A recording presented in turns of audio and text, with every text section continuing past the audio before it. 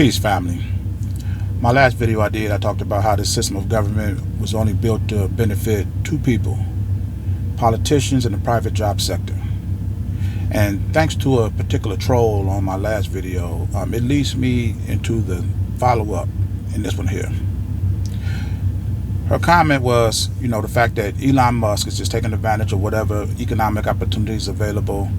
And if I had the same opportunity that Elon Musk has, I would do the same exact thing.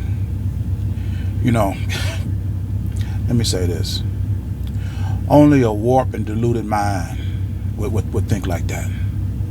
Only someone that's mentally depraved, have no sense of morality or decency or anything, would think that a people coming out of almost 300 years of enslavement, 100 years of Jim Crow, over 60 years of mass incarceration, lynchings, economic disparities, political disparities, judicial disparities, industrial disparities. You think for 1 second that I would, if I had the same opportunities that Elon Musk had, that I would do the same thing? I could amass over $8 billion all for myself? You're a sick individual. And this country is being led by sick individuals. Oh, well, Jonathan, you're going too far, Jonathan. Prove it. I will. Just like this. When you look at the birth of this nation, America, almost 250 years old, when you see what kind of era it was coming out of, an era where they had enslaved Africans in their capture, sodomy of men, women, and children. When you look at the cultural conditions up under that era, and then somebody decided to form the United States. These people actually fought a war to end slavery. No diplomacy, no democracy, no rationale between the two people. You literally had to fight a war to end slavery. This is how depraved the society was. And then after the war concluded, you wrote the Declaration of Independence and the Bill of Rights with no consideration at all to the people who were enslaved. Not one.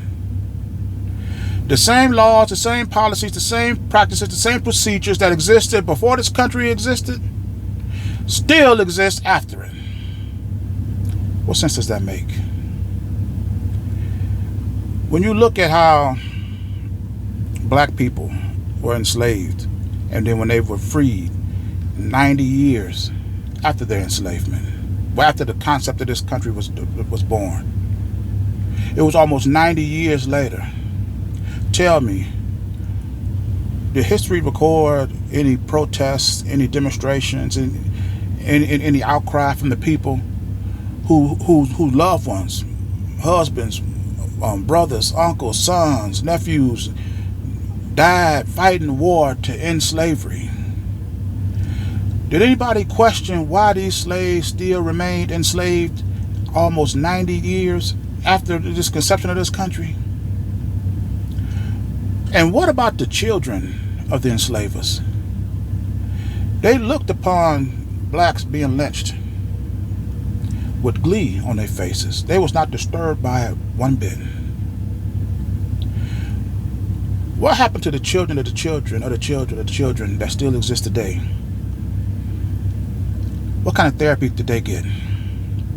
What kind of therapy did they receive to pull them out of this apathetic mentality, where you had no concern, no care, no remorse, no nothing but what you see? Show me in what history documented that you had to treat these children, the little Billies and the little Timmies and the little Sallys, from the mental disorder that they were seeing, watching their mothers and fathers consumed and tortured and brutalized. Show me what history recorded where they had to struggle to get these kids back acclimated to society. The thing is, when you make a decision, a choice to go from one state to the next, you cannot have the same conditions that exist after that existed before. When you look at slavery and the effort that they went through to end slavery, Tell me, what businesses, what industries, what institutions suffered after this country was forged? Tell me, which businesses went out of business? The fact of the matter is, not one of them suffered. Or if it did, it took years afterwards. But the fact of the matter, the major bulk of them still exist today. You got businesses, industries, and institutions right now today whose root money can be traced directly back to slavery. These people didn't skip a beat. The same political practice, the same industrial practice, the same laws that existed, that oppressed black people, Africans, still existed in the new system. How does that make any sense? How does that make any sense whatsoever? And then now, here you have a political candidate named Donald Trump talking about how we're going to bring back the good old days. We're going to make America great again. And doing his rallies for his presidential bid, when black people showed up to protest, he sat there and said, remember there was a time when